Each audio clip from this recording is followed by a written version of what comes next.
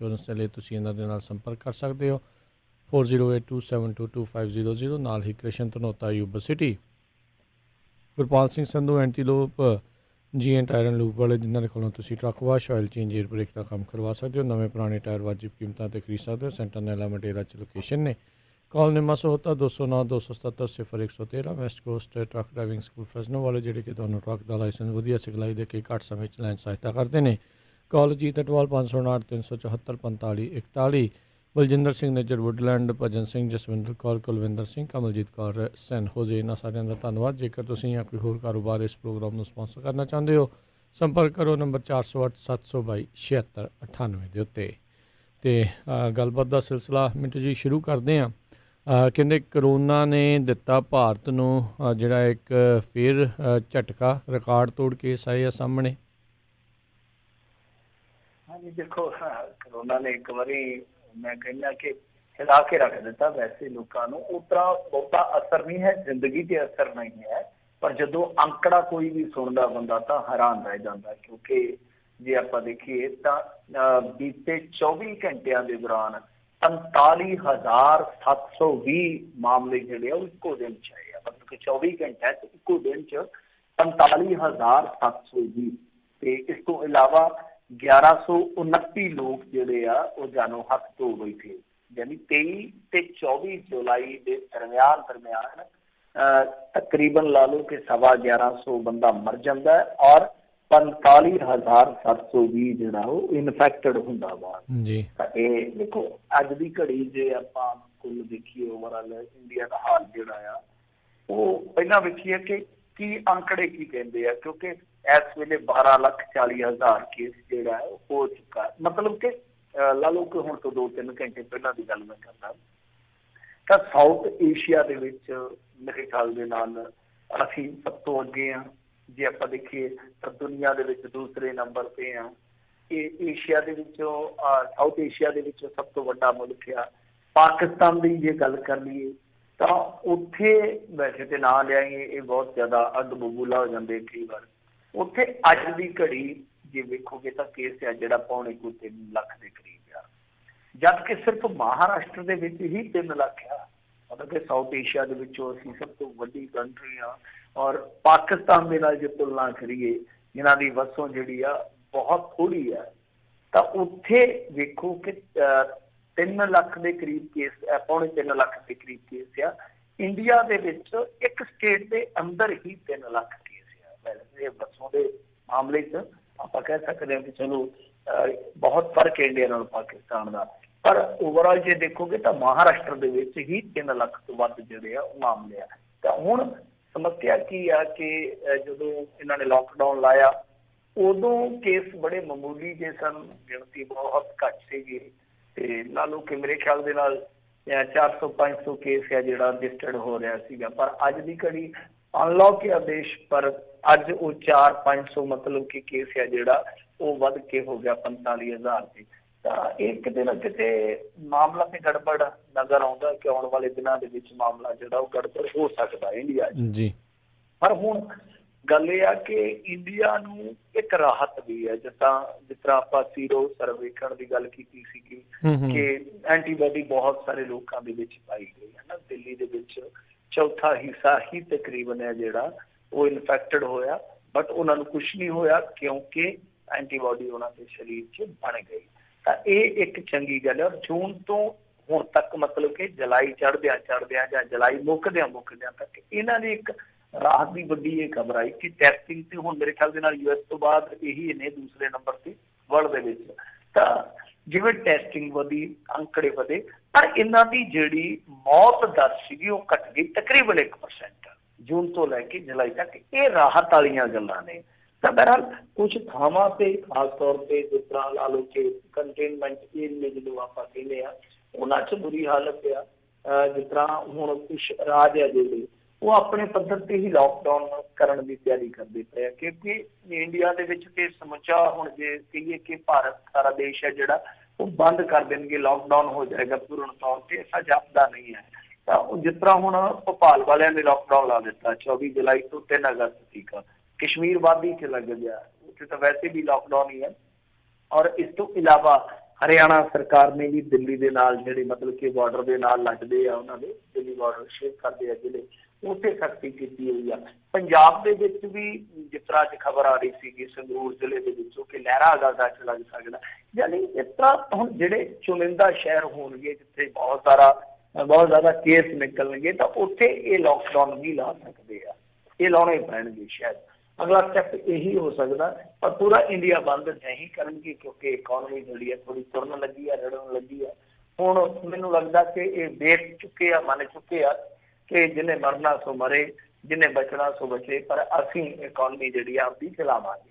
ਤਾਂ ਖੈਰ ਬਾਕੀ ਕੁਝ ਹੋਰ ਖਬਰਾਂ ਜਿਹੜੀਆਂ ਨੇ ਉਹ ਕਰ ਲੈਣਾ ਮੈਂ ਤੁਹਾਡੇ ਨਾਲ ਸਾਂਝੀਆਂ ਕਿ ਹਰਿਆਣਾ ਸਰਕਾਰ ਨੇ, ਮੈਂ ਜਿਸ ਤਰ੍ਹਾਂ ਕਿਹਾ ਕਿ ਸਖਤੀ ਕੀਤੀ ਆ, ਪਰ ਹਰਿਆਣੇ ਦੇ ਵਿੱਚ ਵੀ ਮਾਮਲੇ ਜਿਹੜੇ ਨਿਕਲ ਰਹੇ ਨੇ। ਤਾਂ ਦੂਸਰੀ ਗੱਲ ਇਹ ਹੈ ਕਿ ਲੋਕ ਇਹਨੂੰ ਹਥਿਆਰ ਵਜੋਂ ਵੀ ਵਰਤ ਰਹੇ ਆ। ਮੱਧ ਪ੍ਰਦੇਸ਼ ਦੇ ਖੰਡਵਾ ਦੇ ਵਿੱਚ ਕਿਸੇ ਦੀ ਬੇਟੀ ਲਵ ਮੈਰਿਜ ਕਰਾ ਰਹੀ ਸੀਗੀ ਤੇ ਪਿੱਛੇ ਮਾਪੇ ਪਹੁੰਚ ਗਏ ਤੇ ਲਵ ਮੈਰਿਜ ਰੁਕਵਾਉਣ ਵਾਸਤੇ ਪਤਾ ਨਹੀਂ ਉਹਨਾਂ ਨੇ ਝੂਠ ਬੋਲਿਆ ਕਿ ਸੱਚ। ਉਹ ਕਹਿੰਦੇ ਕੁੜੀ ਨੂੰ ਕਰੋਨਾ ਹੋਇਆ, ਤੁਹਾਡਾ ਭਲਾ ਹੋ ਜੇ, ਬਚੋ। ਤੇ ਉੱਥੇ ਜਿੰਨੇ ਵਕੀਲ ਵਕੂਲ ਸੀਗੇ ਸੁੱਟ ਕੇ ਫਾਈਲਾਂ ਫੁੱਲਾਂ ਸਭ ਨਿਕਲ ਗਏ। ਤੇ ਉਸ ਤੋਂ ਬਾਅਦ ਹੁਣ ਉਹ ਕੁੜੀ ਨੂੰ ਵਿਆਹ ਤੋਂ ਕੀ ਹੋਣਾ ਸੀਗਾ, ਕੁੜੀ ਨੂੰ ਉਹਨਾਂ ਨੇ ਕੁਆਰੰਟੀਨ ਕਰ ਦਿੱਤਾ। ਪਤਾ ਨਹੀਂ ਉਹਨਾਂ ਨੇ ਵਿਆਹ ਰਖਵਾਇਆ ਕਿ ਸੱਚੀ ਉਹ ਇਹ ਕਾਂਡ ਹੋਇਆ। ਸੋ ਇਸ ਤਰ੍ਹਾਂ ਵੀ ਹੋ ਰਿਹਾ। ਤੇ ਵੈਸੇ ਹੁਣ ਜਿਸ ਤਰ੍ਹਾਂ ਚੱਲਦਾ ਤੁਹਾਨੂੰ ਪਤਾ ਦਲ ਬਦਲੀ ਵਾਲਾ ਕੰਮ, ਕਰੋਨਾ ਵੀ ਇਸ ਤਰ੍ਹਾਂ ਦਲ ਬਦਲ ਕੇ ਚੱਲ ਰਿਹਾ। ਦਲ ਬਦਲ ਤੋਂ ਕੀ ਭਾਵ ਆ, ਆਮ ਜਨਤਾ ਨੂੰ ਪਹਿਲਾਂ ਤਰਸਤ ਕੀਤਾ, ਫਿਰ ਉਸ ਤੋਂ ਬਾਅਦ ਇਹ ਜਿਹੜੇ ਵੱਡੇ ਵੱਡੇ ਬਿਊਰੋਕਰੇਟ ਸੀਗੇ, ਵੱਡੇ ਵੱਡੇ ਪੁਲਿਸ ਅਫਸਰ ਸੀਗੇ, ਵੱਡੇ ਵੱਡੇ ਐਕਟਰ ਸੀਗੇ, ਉਹਨਾਂ ਨੂੰ ਦੇਖਦਾ। ਤੇ ਅੱਜ ਕੱਲ੍ਹ ਦੁਆਲੇ ਹੋ ਗਿਆ ਜਿਹੜੇ ਲੀਡਰ ਨੇ, VIP ਲੋਕ ਨੇ। ਤਾਂ ਜਿੱਦਾਂ ਅਕਾਲੀ ਵਿਧਾਇਕ ਲੋਧੀ ਨੰਗਲ ਤੇ ਉਹਨਾਂ ਦਾ ਸੁਪੁੱਤਰ ਹੈ ਜਿਹੜਾ ਅੱਜ ਪੋਜ਼ੀਟਿਵ ਪਾਏ ਗਏ ਆ।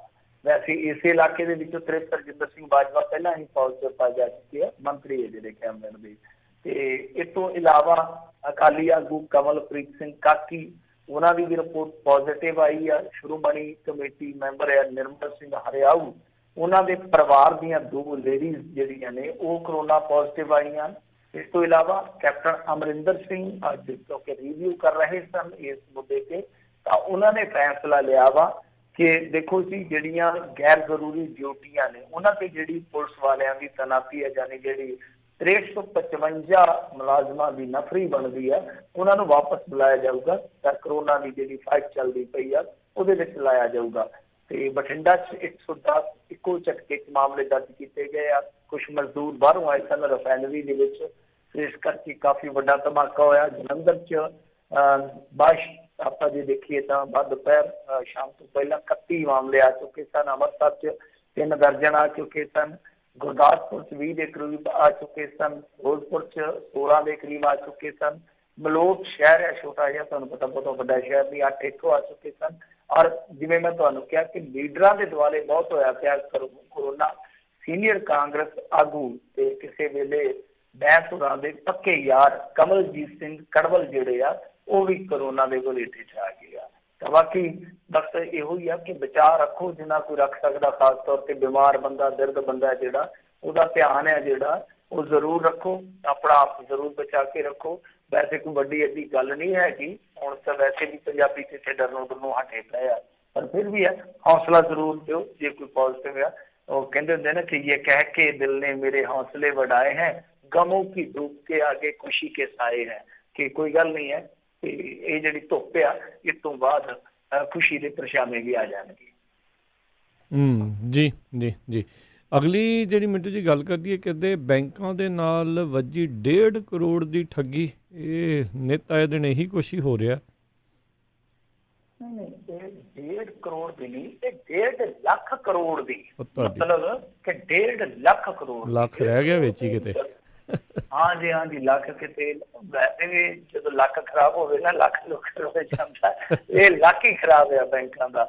ਕਿਉਂਕਿ ਦੇਖੋ 1.5 ਲੱਖ ਕਰੋੜ, ਜੇ 1.5 ਕਰੋੜ ਦਾ ਘਪਲਾ ਹੁੰਦਾ ਨਾ, ਸੱਚ ਜਾਣਿਓ ਤੇ ਲਾਂਤਾਂ ਪੈ ਲੱਗ ਜਾਣੀਆਂ ਸੀ ਕਿ ਯਾਰ 1.5 ਕਰੋੜ ਦੇ ਘਟਾਲੇ ਤੇ ਤੁਸੀਂ ਮਗਜਮਾਰੀ ਕਰੀ ਜਾਂਦੇ ਹੋ ਇੰਡੀਆ 'ਚ, ਛੱਡੋ ਖਹਿੜਾ।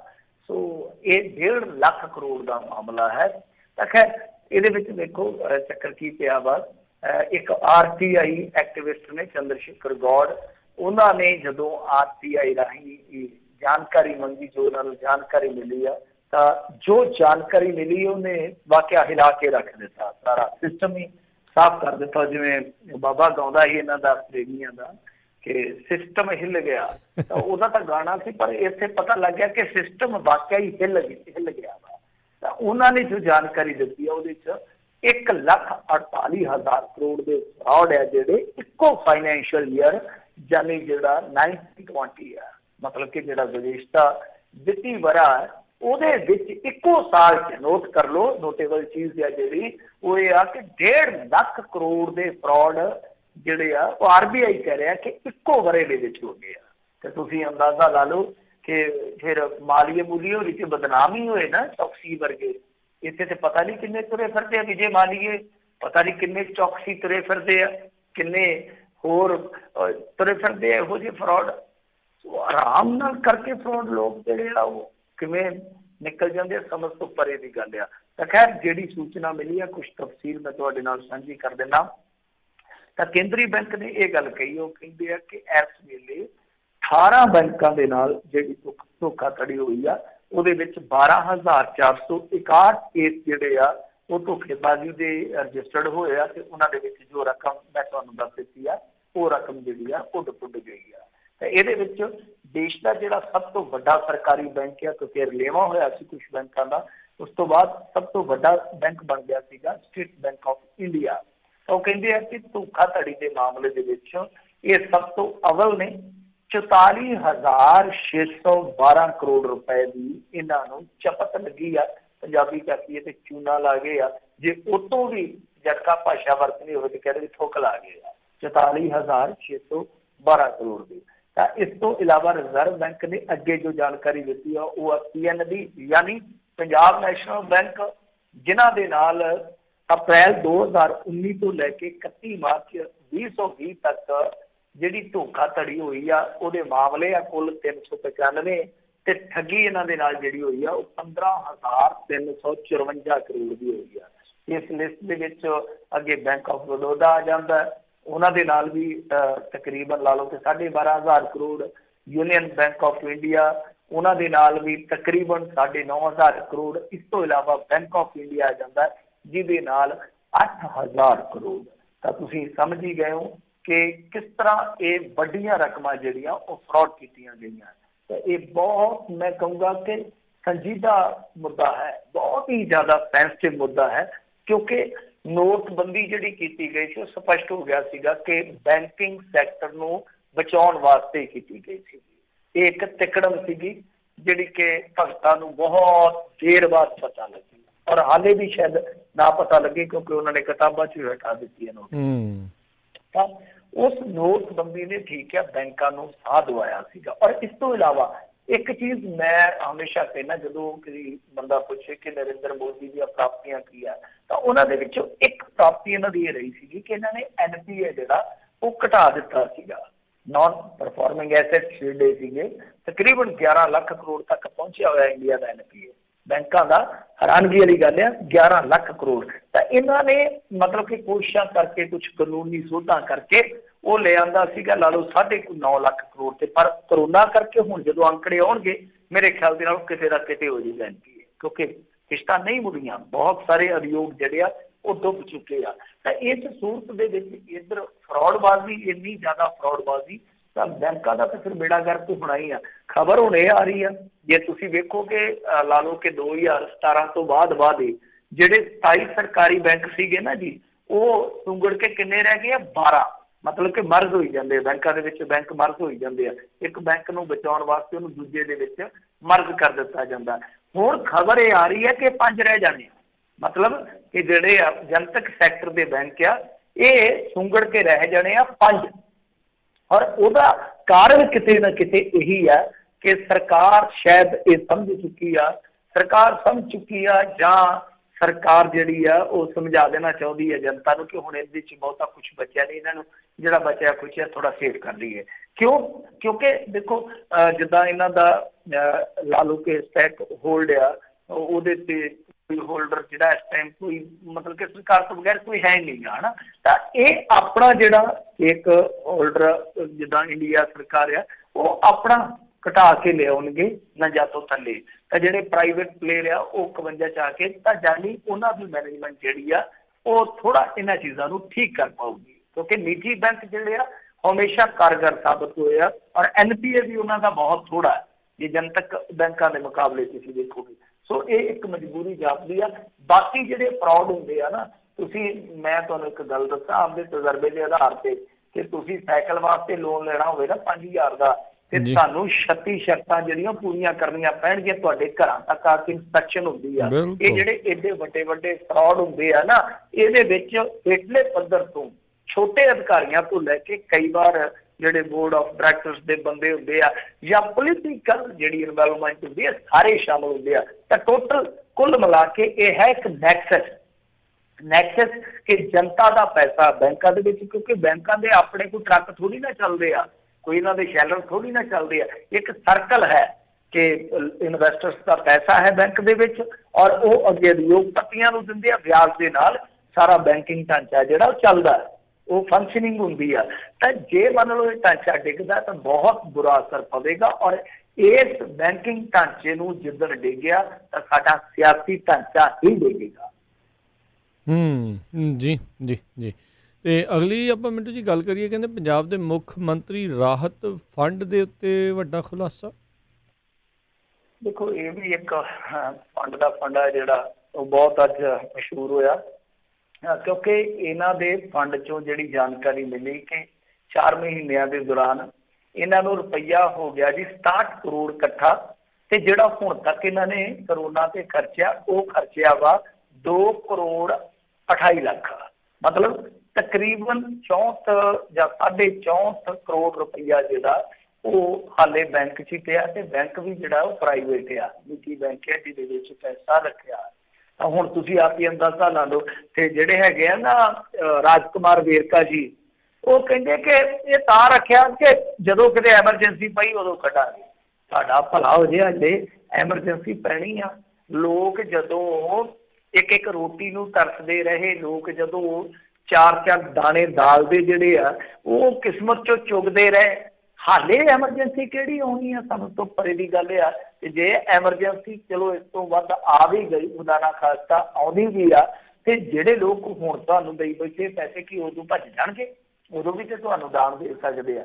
ਸੋ ਇਹ ਮੈਂ ਕਹੂੰਗਾ ਕਿ ਬਹੁਤ ਜ਼ਿਆਦਾ ਬੇਵਸਾਈ ਹੈ ਲੋਕਾਂ ਦੇ ਨਾਲ ਕਿ ਲੋਕ ਤੁਹਾਨੂੰ ਦਾਨ ਕਰਦੇ ਆ ਤੇ ਤੁਸੀਂ ਦਾਨ ਦਾ ਪੈਸਾ ਵੀ ਸੰਘੇੜ ਕੇ ਬੈਠ ਜਾਂਦੇ ਹੋ ਆਪਣੇ ਹੱਥ ਨੂੰ। ਕਮਾਲ ਦੀ ਗੱਲ ਆ, ਕਿਉਂਕਿ ਦੇਖੋ ਕਰੋਨਾ ਕਾਲ ਦੇ ਵਿੱਚ ਹੀ ਜੇ ਤੁਸੀਂ ਮੋਟੇ ਤੌਰ ਤੇ ਵੇਖੋਗੇ, ਪਹਿਲੀ ਗੱਲ ਤੇ ਇਹ ਆ ਕਿ ਕੈਪਟਨ ਨੇ ਖੁਦ ਚੀਨੀ ਕੰਪਨੀਆਂ ਤੋਂ ਪੈਸੇ ਲਏ ਆ। ਨਰਿੰਦਰ ਮੋਦੀ ਨੂੰ ਕਹਿੰਦੇ ਆ ਕਿ ਤੁਸੀਂ ਚੀਨੀ ਕੰਪਨੀਆਂ ਦਾ ਪੈਸਾ ਵਾਪਸ ਕਰੋ ਜੋ PM ਕੇਅਰਸ ਫੰਡ 'ਚ ਆਇਆ, ਤੇ ਆਪ CM ਜਿਹੜਾ ਇਹਨਾਂ ਦਾ ਕੇਅਰ ਫੰਡ ਆ, ਯਾਨੀ ਉਹਨੂੰ ਰਿਲੀਫ ਫੰਡ ਕਹਿ ਲਓ, ਤਾਂ ਉਹਦੇ ਵਿੱਚ ਸ਼ਿਓਮੀ ਨੇ ਪੈਸੇ ਦਿੱਤੇ ਆ, ਓਲਾ ਨੇ ਪੈਸੇ ਦਿੱਤੇ। ਸ਼ਿਓਮੀ ਦੇ ਇਹਨਾਂ ਨੇ ਮੋੜੇ ਆ 25 ਲੱਖ, ਪਰ 50 ਲੱਖ ਰੁਪਈਆ ਜਿਹੜਾ ਓਲਾ ਲਿਆਂਦਾ ਹਾਲੇ ਤੱਕ ਮੋੜਿਆ ਨਹੀਂ ਸੀਗਾ ਇਹਨਾਂ ਨੇ। ਔਰ ਇਸ ਤੋਂ ਇਲਾਵਾ ਵੇਖੋ ਕਿ ਇਹਨਾਂ ਨੇ ਇੰਤਕਾਲ ਦੀਆਂ ਫੀਸਾਂ ਵਧਾ ਦਿੱਤੀਆਂ, ਫਰਦਾਂ ਮਹਿੰਗੀਆਂ ਕਰ ਦਿੱਤੀਆਂ, ਜੋ ਫਾਇਰ NOC ਲੈਣੀ ਹੁੰਦੀ ਆ ਇਮਾਰਤਾਂ ਵਾਸਤੇ ਉਹਦੇ ਵਿੱਚ 4 ਗੁਣਾ ਵਾਧਾ ਕਰ ਦਿੱਤਾ। 5000 ਵਾਲਾ ਜਿਹੜਾ ਮਾਮਲਾ ਸੀ ਉਹ 20,000 ਤੀਕ ਲੈ ਗਏ। ਮੁਲਾਜ਼ਮਾਂ ਦੀਆਂ ਤਨਖਾਹਾਂ ਕੱਟ ਲਈਆਂ, ਇੱਥੋਂ ਤੱਕ ਤੇ ਗਾਂ ਜਿਹੜੀ ਭਰਤੀ ਹੋਣੀ ਹੈ ਉਹਨਾਂ ਦਾ ਪੇ ਸਕੇਲ ਘਟਾ ਦਿੱਤਾ। ਦੇਖੋ ਕਿੰਨਾ ਕੁਛ ਕਰ ਦਿੱਤਾ, ਤੇ ਬਦਲੇ ਦੇ ਵਿੱਚ ਜਿਹੜਾ ਕੁਛ ਦੇਣਾ ਉਹ ਆਪਦੇ ਪੱਲਿਓਂ ਤਾਂ ਦੇਣਾ ਕੀ ਆ। ਇੰਟਰਸਟਿੰਗ ਗੱਲ ਦੱਸਾਂ, ਜਿਹੜਾ ਉਹ ਪੁਲਿਸ ਅਫਸਰ ਮਰਿਆ ਸੀਗਾ ਨਾ ਲੁਧਿਆਣੇ ਦੇ ਵਿੱਚ, ਕੋਹਲੀ ਸ਼ਾਇਦ ਉਹਦਾ ਨਾਮ ਸੀਗਾ, ਜਿਹੜਾ ਉਹਨੂੰ 34 ਲੱਖ ਰੁਪਈਆ ਦਿੱਤਾ ਮਾਲਕਾਂ ਦਾ, ਮਸ਼ਹੂਰੀ ਕੰਪਨੀ ਦੀ। ਉਹ ਕਹਿੰਦੀ ਹੈ ਕਿ ਸਰਕਾਰ ਅਸੀਂ ਦਿੱਤਾ, ਉਹ ਵੀ ਇੱਥੇ ਖਾਤੇ 'ਚੋਂ ਦਿੱਤਾ, ਯਾਨੀ ਜਿਹੜਾ ਲੋਕਾਂ ਨੇ ਪੈਸਾ ਦਿੱਤਾ ਦਾਨ ਦਾ ਉਹ ਵੀ ਪੈਸਾ ਉਹਦੇ 'ਚੋਂ ਦੇ ਗਏ ਆ। ਸੋ ਇਹ RTI ਐਕਟਿਵਿਸਟ ਆ, ਅਸ਼ਵਨੀ ਕੁਮਾਰ ਜੀ ਪੱਤਰਕਾਰ ਵੀ ਆ, ਤਾਂ ਉਹ ਅਸ਼ਵਨੀ ਚਾਵਲਾ ਜੀ, ਉਹਨਾਂ ਨੇ ਸਾਰੀ ਜਾਣਕਾਰੀ ਕੱਢ ਕੇ ਲਿਆਂਦੀ ਹੈ ਤੇ ਬੜੀ ਹੈਰਾਨ ਕਰਦੀ ਆ। ਕਿਉਂਕਿ ਮੈਂ ਇੱਕ ਰਿਪੋਰਟ ਹੋਰ ਪੜ੍ਹੀ ਆ, ਤੁਸੀਂ ਦੰਗ ਰਹਿ ਜਾਓਗੇ। ਆ ਮਜ਼ਦੂਰ ਵਿਚਾਰੇ ਧੱਕੇ ਖਾਂਦੇ ਰਹੇ ਆ ਨਾ, ਮਜ਼ਦੂਰ ਵਿਚਾਰੇ ਰੋਟੀ ਦੀ ਮੁਹਤਾਜ ਰਹੇ ਆ। ਸਾਡੇ ਪੰਜਾਬ ਸਰਕਾਰ ਦੇ ਕੋਲ ਕਹਿੰਦੇ ਆ ਕਿ ਮਾਰਚ ਤੱਕ 800 ਕਰੋੜ ਰੁਪਈਆ ਲੇਬਰ ਫੰਡ ਦਾ ਪਿਆ ਸੀ। 800 ਕਰੋੜ ਰੁਪਈਆ, ਇਹ ਹੈਰਾਨ ਕਰਨ ਵਾਲੀ ਗੱਲ ਆ। ਔਰ ਇਹਨਾਂ ਨੇ 2 ਕਿਸ਼ਤਾਂ 'ਚ ਰਜਿਸਟਰਡ ਜਿਹੜੇ ਹੈਗੇ ਆ ਮਤਲਬ ਕਿ ਮਜ਼ਦੂਰ, ਉਹਨਾਂ ਨੂੰ 3-3 ਹਜ਼ਾਰ ਰੁਪਈਆ ਪਾਇਆ, ਜਿਹੜਾ ਕੁੱਲ ਮਿਲਾ ਕੇ ਬਣਦਾ 2.25 ਕਰੋੜ। मतलब कि ਤੁਸੀਂ ਅੰਦਾਜ਼ਾ ਲਾ ਲਓ ਕਿ 800 ਕਰੋੜ ਦੇ ਵਿੱਚੋਂ ਪੌਣੇ 200 ਕਰੋੜ ਵੰਡਿਆ, ਬਾਕੀ ਪੈਸਾ ਉਹ ਵੀ ਪਿਆ।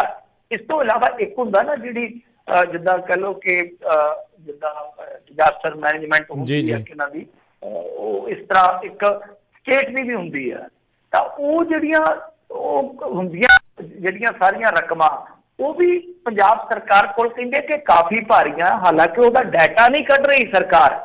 ਕੋਈ ਕਹਿੰਦਾ ਕਿ 6400 ਕਰੋੜ ਰੁਪਈਆ, ਕੋਈ ਕਹਿੰਦਾ 6800 ਕਰੋੜ ਰੁਪਈਆ, ਮਤਲਬ ਕਿ ਇੰਨਾ ਪੈਸਾ ਪਿਆ। ਉਹ ਪੈਸਾ ਹੁਣ ਜਾਂ ਤੇ ਇਹਨਾਂ ਨੇ ਵਰਤ ਲਿਆ ਵਾ, ਦੂਜੀਆਂ ਚੀਜ਼ਾਂ 'ਚ ਲਾ ਲਿਆ ਵਾ, ਤੇ ਜਾਂ ਉਹਨੂੰ ਹਵਾ ਹੀ ਨਹੀਂ ਲੱਗਣ ਦੇਣੀ ਚਾਹੁੰਦੇ।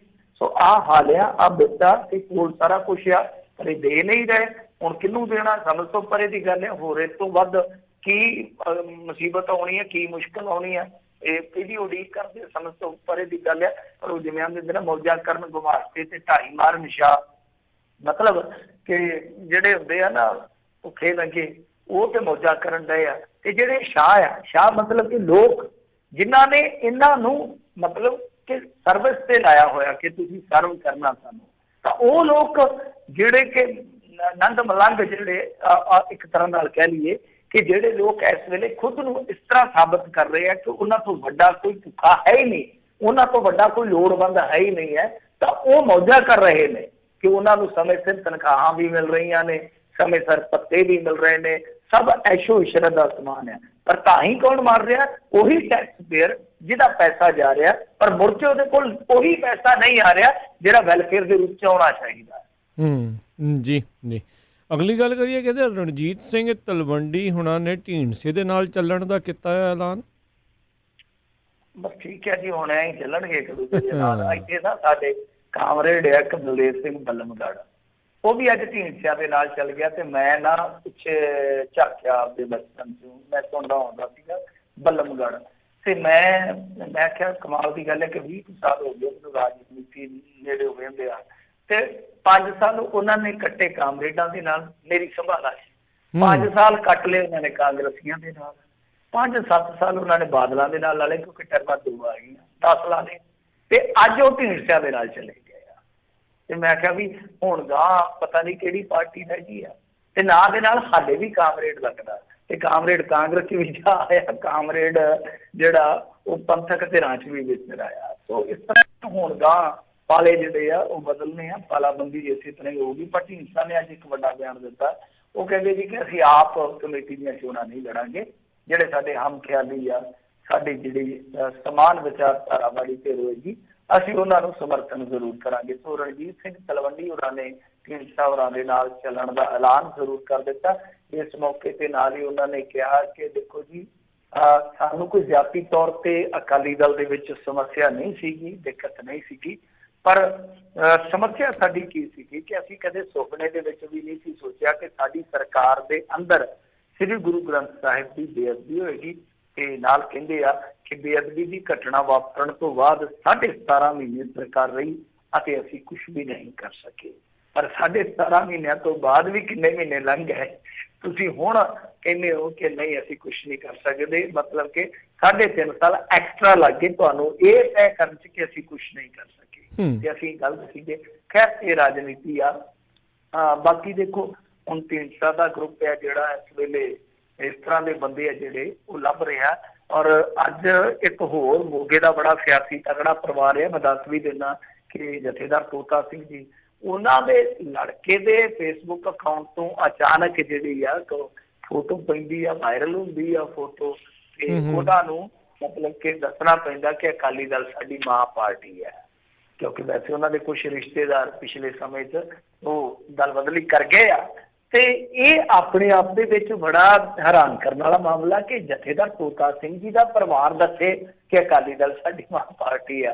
ਸੋ ਤੁਸੀਂ ਆਪ ਹੀ ਸਮਝ ਸਕਦੇ ਹੋ ਕਿ ਕਿਸ ਤਰ੍ਹਾਂ ਅੰਦਰ ਖਾਤੇ ਇਹ ਇੱਕ ਦੂਜੇ ਦੀਆਂ ਜੜ੍ਹਾਂ ਵੱਢ ਰਹੇ ਨੇ। ਇਹ ਉਹ ਲੋਕ ਜਿਹੜੇ ਸਾਲਾਂ ਤੱਕ ਨਹੀਂ ਦਹਾਕਿਆਂ ਤੱਕ ਇਕੱਠਿਆਂ ਨੇ ਸੁੱਖ ਭੋਗੇ, ਸੱਤਾ ਭੋਗੀ, ਤਮਾਮ ਤਰ੍ਹਾਂ ਦੀਆਂ ਸਹੂਲਤਾਂ ਲਈਆਂ ਔਰ ਇਹ ਨਜ਼ਾਰੇ ਲਏ। ਅੱਜ ਦੀ ਘੜੀ ਤੋਂ ਵੇਖਿਆ ਨਫੇ ਨੁਕਸਾਨ ਗਿਣੇ, ਤੁਹਾਨੂੰ ਪਤਾ ਹੀ ਆ ਤਕਸੀਮਾਂ ਜ਼ਰਬਾਂ ਜਿਹੜੀਆਂ ਨਾ ਹੋਣ ਲੱਗ ਜਾਂਦੀਆਂ ਮੁੜ ਕੇ। ਤਾਂ ਅੱਜ ਦੇਖ ਲਓ ਕਿਵੇਂ ਟੁੱਟ ਕੇ ਪੈਂਦੇ ਪਏ ਇੱਕ ਦੂਜੇ ਦੇ ਬੰਦਿਆਂ ਨੂੰ।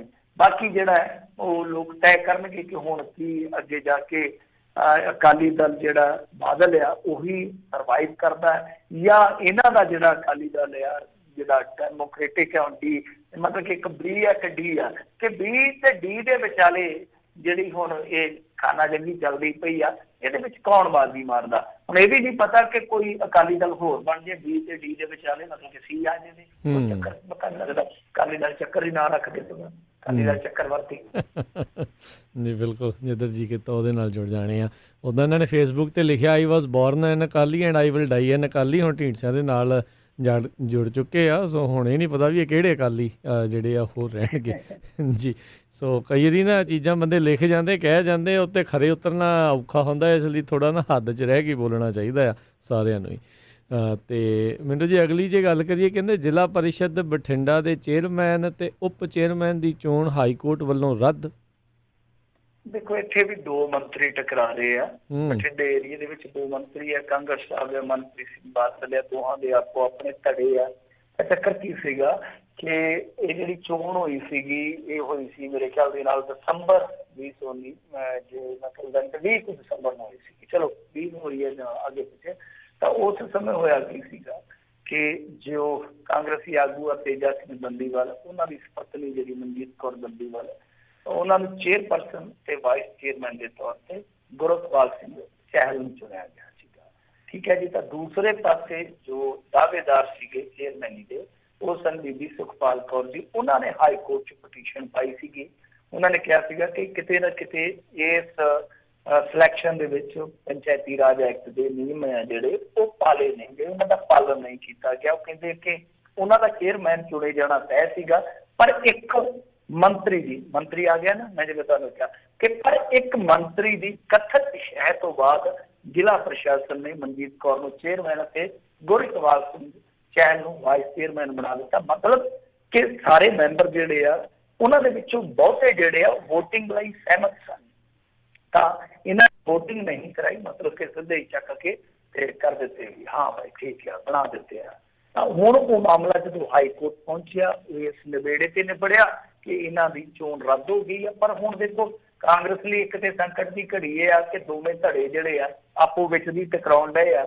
ਇਹ ਵੀ ਇੱਕ ਬੜਾ ਸਿਆਪਾ ਹੁੰਦਾ ਹੈ ਘਰ ਦੇ ਵਿੱਚ ਕਲੇਸ਼, ਔਰ ਕਾਂਗਰਸ ਦੇ ਘਰ ਦੇ ਵਿੱਚ ਤੇ ਸੁੱਖ ਨਾਲ ਕਲੇਸ਼ ਕਦੇ ਗਿਆ ਹੀ ਨਹੀਂ ਹੈ। ਕਲਾ ਕਲੰਦਰ ਵਸੇ ਘੜਿਓ ਪਾਣੀ ਨਸੇ, ਹੁਣ ਤੇ ਗੱਲ ਜਿਹੜੀ ਆ ਘੜਿਓ ਦੀ ਨਹੀਂ ਹੁੰਦੀ, ਕਾਂਗਰਸ ਦੀ ਹੁੰਦੀ ਆ।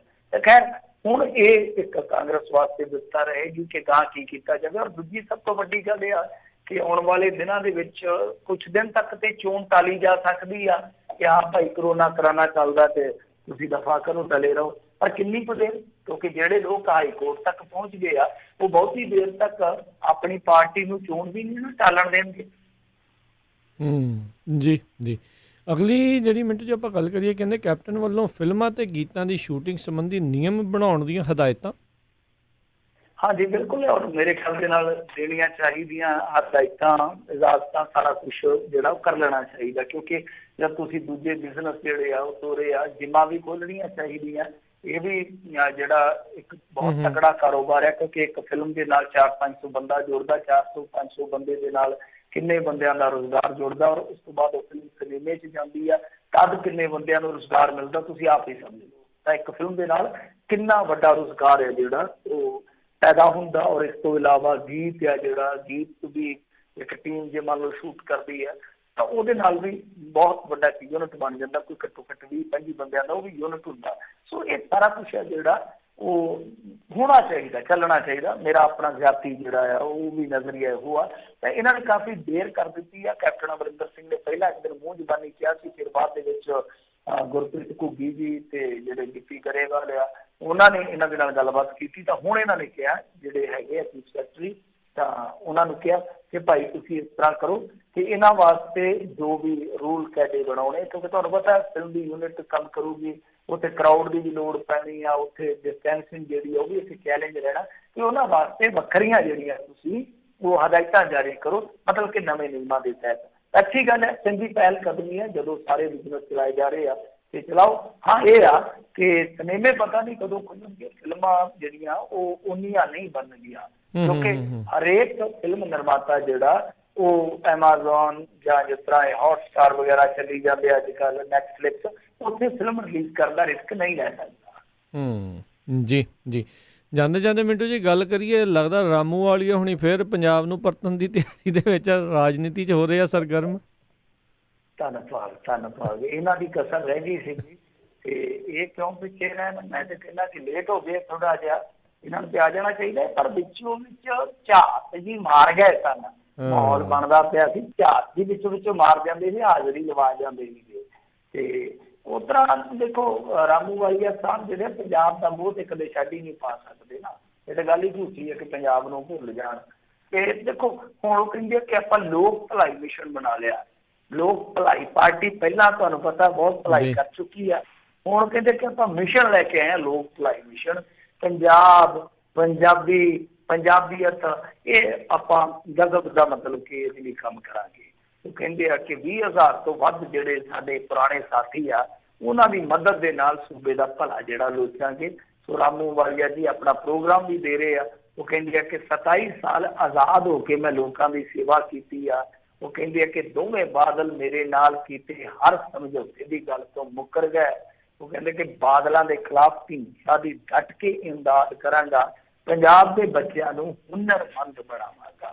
ਸੋ ਇਹ ਕਹਿੰਦੇ ਆ। ਵੈਸੇ ਕਹਿੰਦੇ ਹੁੰਦੇ ਇੱਕ ਵਾਰੀ ਨਾ ਅਸੀਂ ਚਲੋ ਥੋੜੇ ਸੀਗੇ ਨੌਜਵਾਨ ਦੇ ਸੀਗੇ, ਤਾਂ ਇੱਕ ਵਾਰੀ ਅਸੀਂ ਮਾਘੀ ਮੇਲੇ ਤੇ ਗਏ ਤੇ ਇਹ ਬੋਲਣ ਡਏ ਸੀ, ਬੜੀ ਉੱਚੀ ਉਦੋਂ ਆਵਾਜ਼ ਚ ਬੋਲਦੇ ਹੁੰਦੇ ਸੀ। ਸਾਡੇ ਸਾਥੀ ਕਹਿੰਦੇ ਚਲੋ ਯਾਰ ਆਪਾਂ ਮੇਲੇ ਤੇ ਕੀ ਖੜਾ, ਇਹਦੀਆਂ ਗੱਲਾਂ ਥੋੜੀਆਂ ਚੰਗਾ ਬੋਲਣ ਡਿਆ ਕੋਈ। ਅਸੀਂ ਵੇਖਿਆ ਤੇ ਇਹ ਉੱਥੇ ਲੱਗਾ ਤੇ ਲਾਗਿਓ ਨਾ ਪ੍ਰਕਾਸ਼ ਸਿੰਘ ਬਾਦਲ, ਉਹਦਾ ਕਾਫਲਾ ਲੰਘੀ ਜਾਂਦਾ ਹੈ ਤੇ ਕਰਕੇ ਹੱਥ ਕਹਿੰਦਾ ਉੱਠ ਗਈ ਸਭਾ ਮਲੇਸ਼ ਕੀ, ਕਰ ਕੂੜਾ ਪਸਾਰ। ਇਸ ਤਰ੍ਹਾਂ ਹੀ ਕਹਿੰਦੇ ਨਾ, ਕਰ ਕੂੜ ਪ੍ਰਸਾਰ, ਇਸ ਤਰ੍ਹਾਂ ਜਾਂ ਕੁਛ ਬੋਲਦੇ। ਮਾਫ਼ ਕਰਨਾ ਜੇ ਕੋਈ ਮੈਂ ਪੰਕਤੀ ਗਲਤ ਬੋਲ ਰਿਹਾ ਤਾਂ, ਮੈਨੂੰ ਯਾਦ ਨਹੀਂ ਹੈ ਚੰਗੀ ਤਰ੍ਹਾਂ। ਤੇ ਉਸ ਤੋਂ ਬਾਅਦ ਅਸੀਂ 5-7 ਸਾਲਾਂ ਬਾਅਦ ਜਦੋਂ ਉਸੇ ਮੇਲੇ ਤੇ ਗਏ ਤੇ ਇਹ ਅੱਗਿਓਂ ਬਾਦਲ ਸਾਹਿਬ ਦੀ ਸਟੇਜ ਤੇ ਬੈਠੇ ਥੱਲੇ ਪਾਸੇ। ਸਾਨੂੰ ਬੜਾ ਆ ਵੀ ਇਹ ਤੇ ਉਹੀ ਬਜ਼ੁਰਗ ਆ ਜਿਹੜਾ ਉਦੋਂ ਹੱਥ ਕਰਕੇ ਇਹਨਾਂ ਨੂੰ ਮਲੇਸ਼ ਦੀ ਸਭਾ ਦੱਸਦਾ ਸੀਗਾ। ਸੋ ਇਹ ਸਾਰਾ ਕੁਛ ਹੈ ਜਿਹੜਾ ਬਦਲਦਾ ਰਹਿੰਦਾ। ਉਸ ਤੋਂ ਬਾਅਦ ਤੁਹਾਨੂੰ ਪਤਾ ਹੀ ਆ ਖਟਪਟ ਹੋਈ ਤੇ ਇਹ ਯੂਪੀ ਨੂੰ ਨਿਕਲ ਗਏ ਤੇ ਯੂਪੀ ਦੇ ਵਿੱਚ ਜਾ ਕੇ ਉੱਥੇ ਵੀ ਸੱਤਾ ਭੋਗ ਹੈ। ਇਹਨਾਂ ਦੀ ਕਿਸਮਤ ਦੇ ਵਿੱਚ ਨਾ ਸੱਤਾ ਸੁੱਖ ਹੋਇਆ ਹੈਗਾ। ਉਸ ਤਰ੍ਹਾਂ ਆਪ ਹੀ ਕਹਿੰਦੇ ਕਿ ਦੇਖੋ ਮੈਂ ਤੇ ਸਫ਼ਰ ਤੇ ਰਹਿਣ ਵਾਲਾ ਬੰਦਾ, ਮੈਂ ਸਾਈਕਲ ਤੇ ਜਾਂਦਾ ਹੋਵਾਂ ਤੇ ਪਿੱਛੋਂ ਮੋਟਰਸਾਈਕਲ ਵਾਲਾ ਹੋਵੇ, ਮੈਂ ਤੇ ਸਾਈਕਲ ਸੁੱਟ ਕੇ ਉਹਦੇ ਨਾਲ ਚੜ ਜਾਂਦਾ। ਤੇ ਜੇ ਮੈਂ ਉਹ ਭੂੰਜੇ ਤੇ ਚੜਿਆ ਜਾਂਦਾ ਹੋਵਾਂ ਤੇ ਉਹ ਪੈਂਚਰ ਹੋ ਜੇ ਤੇ ਲਾਗਿਓ ਬੱਸ ਲੰਘਦੀ ਹੋਵੇ, ਮੈਂ ਬੱਸ ਨਾਲ ਵੀ ਲੰਘਦੇ ਜਾਣਾ। ਮਤਲਬ ਕਿ ਮੈਂ ਤੇ ਆਪਣੀ ਮੰਜ਼ਿਲ ਤੇ ਪਹੁੰਚਣਾ। ਉਹ ਬਾਦਲ ਸਾਹਿਬ ਨੂੰ ਵੀ ਟੀਚਰਾਂ ਕਰ ਦਿੰਦੇ। ਕਈ ਵਾਰ ਕਹਿੰਦੇ ਆ ਕਿ ਜਨਾਨੀ ਪੇਕੇ ਗਈ ਹੋਵੇ ਤੇ ਉਹ ਉੱਥੇ ਬੁੱਢੇ ਨੂੰ ਜਵਾਕ ਨਹੀਂ ਫੜਾਉਂਦੀ ਜਿਹਦੇ ਹੱਥ ਕੰਬਦੇ ਹੋਣ। ਤੁਸੀਂ ਸਾਰਾ ਪੰਜਾਬ ਹੈ ਜਿਹੜਾ ਇਹਦੇ ਹੱਥ ਫੜਾਇਆ ਹੋਇਆ। ਇਸ ਤਰ੍ਹਾਂ ਦੀਆਂ ਟੀਚਰਾਂ ਵੀ ਕਰਦੇ ਨੇ। ਪਰ ਜੋ ਵੀ ਆ ਰਾਜਨੀਤੀ ਦੇ ਵਿੱਚ ਦੇਖੋ ਉਮੀਦ ਰੱਖਣੀ ਵੈਸੇ ਤੇ ਬੇਕਾਰ ਦੀ ਗੱਲ ਹੀ ਅੱਜ ਕੱਲ੍ਹ। ਚਲੋ ਮੈਂ ਦਿਲ ਨਹੀਂ ਤੋੜਦਾ, ਤੁਸੀਂ ਰੱਖ ਸਕਦੇ ਹੋ ਜੇ ਇਹਨਾਂ ਦੇ ਉਪਾਸ਼ਕ ਹੋ ਤਾਂ ਕੋਈ ਗੱਲ ਨਹੀਂ। ਪਰ ਮੈਨੂੰ ਭਰਪੂਰ ਮਨੋਰੰਜਨ ਦੀ ਉਮੀਦ ਆ। ਨਵਜੋਤ ਸਿੰਘ ਸਿੱਧੂ ਵੀ ਆ ਜਾਏਗਾ, ਰਾਮੂ ਵਾਲੀਆ ਜੀ ਵੀ ਹੋ ਗਏ, ਭਗਵੰਤ ਮਾਨ ਜੀ ਹੈਗੇ ਸਾਡੇ ਕੋਲੇ, ਔਰ ਇਸ ਤੋਂ ਇਲਾਵਾ ਫਿਰ ਸਾਡੇ ਕੋਲ ਹੈਗੇ ਆ ਬਾਦਲਾਂ ਚੋਂ ਸੁਖਬੀਰ ਸਿੰਘ ਜੀ ਬਾਦਲ। 4 ਨੁਕਰਾਂ ਤੇ ਸਾਡੇ ਕੋਲ ਮਨੋਰੰਜਨ ਹੋਏਗਾ, ਭਰਪੂਰ ਲੁਤਫ ਲਿਆ ਜੀ। ਜੀ ਤੇ ਬਹੁਤ ਬਹੁਤ ਧੰਨਵਾਦ ਮਿੰਟੂ ਜੀ, ਤੁਸੀਂ ਸਾਡੇ ਨਾਲ ਜੁੜੇ ਇਹਨਾਂ ਖਬਰਾਂ ਬਾਰੇ ਜਾਣਕਾਰੀ ਦਿੱਤੀਆਂ। ਅਗਲੀ ਵਾਰ ਤੱਕ ਲਈ ਬੜੀ ਮਿਹਰਬਾਨੀ। ਪਿਆਰ ਭਰੀ ਸਤਿ ਸ੍ਰੀ ਅਕਾਲ ਜੀ। ਸਤਿ ਸ੍ਰੀ ਅਕਾਲ ਜੀ। ਦੇ ਸਰੋਤੇ ਉੱਥੇ ਸਾਡਾ ਅੱਜ ਦਾ ਪ੍ਰੋਗਰਾਮ ਸਮਾਪਤ ਹੈ। ਮਿਲਦੇ ਅਗਲੀ ਵਾਰ ਤੱਕ ਲਈ ਮੇਰੇ ਵੱਲੋਂ ਵੀ ਸਭ ਨੂੰ ਸਤਿ ਸ੍ਰੀ ਅਕਾਲ। ਸੁਣਦੇ ਰਹੋ ਪੰਜਾਬੀ ਰੇਡੀਓ USA।